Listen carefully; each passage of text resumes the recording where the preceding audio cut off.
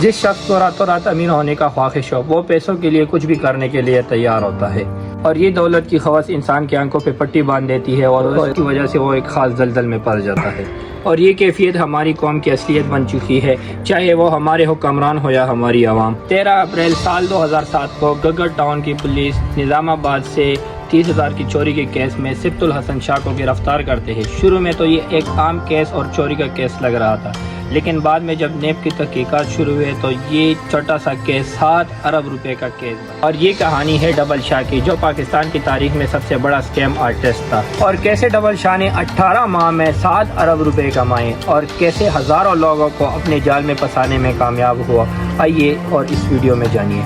سید سبتین شاہ ایک غریب گھرانے میں پیدا ہوئے اور ایڑیا رگڑ رگڑ کے BSc پاس کی اور وزیر آباد کے قریب نظام آباد کے گورنمنٹ ہائی اسکول میں سائنس کے استاد بھرتی ہو گئے۔ غربت زیادہ تھی اور خواب بڑے اونچے اونچے۔ 2004 میں اپنے اسکول سے چھٹی لی اور دبئی چلا گیا۔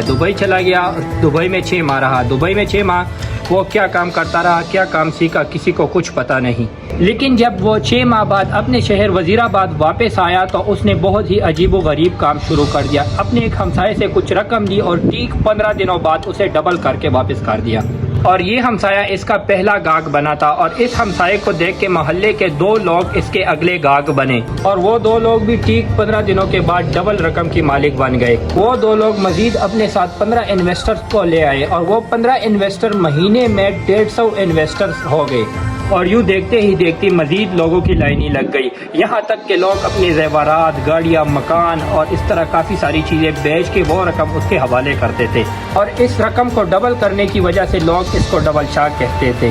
یہ کاروبار شروع میں نظام آباد تک محدود تھا، لیکن بعد میں یہ کاروبار نظام آباد، سیالکوٹ، گجرانوالہ اور سیالکوٹ تک پھیل گیا، اور دیکھتے ہی دیکھتے یہ عام شخص مہینوں میں ارب پتی بن گیا۔ اور یہ کاروبار 18 ماہ جاری رہا، اور صرف 18 ماہ میں 42,000 لوگوں سے 7 ارب روپے اکٹھے کیے، اور شروع میں 15 دن کے بعد رقم ڈبل کر کے واپس لوگوں کو دیتا تھا، اور بعد میں یہ ٹائم ڈیریویشن آہستہ آہستہ بڑھ گیا، اور یہاں تک کہ 1 مہینہ اور اس آخر میں یہ 2 مہینے تک چلا گیا،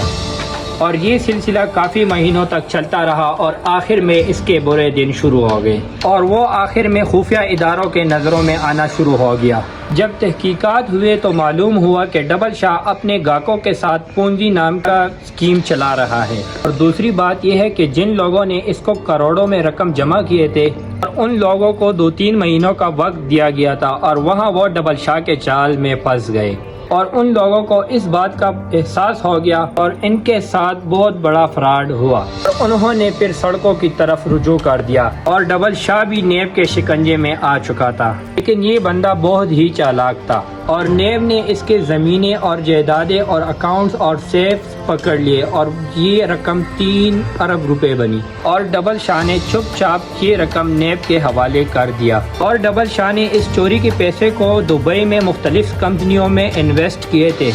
اور اس کو 1 جولائی 2012 کو 14 سال قید کی سزا سنائی دی۔ ڈبل شاہ 13 اپریل 2007 کو گرفتار ہوا تھا۔ وہ عدالت کے اس فیصلے سے پہلے ہی 5 سال قید کاٹ چکا تھا، اور ڈبل شاہ نے محسوس کیا کہ وہ نیب کو پہلے ہی 3 ارب روپے دے چکا ہے، اور باقی کے 4 ارب روپے فری بارگین کے طور پر دینے پڑ جانے تھے، اور ڈبل شاہ نے پھر چپ چاپ 2 سال قید کاٹ لیا، اور ڈبل شاہ 15 مئی 2014 کو کوٹ لکھپت جیل سے رہا ہو جاتا ہے، اور ساتھیوں نے گیٹ پر خوب استقبال کیا اور جلوس کے شکل میں وزیر آباد کے شہر لے آئے۔ ڈبل شاہ کی آمد پر وزیر آباد کے شہر نے خوب استقبال کیا اور آتش بازی کی، اور پاکستان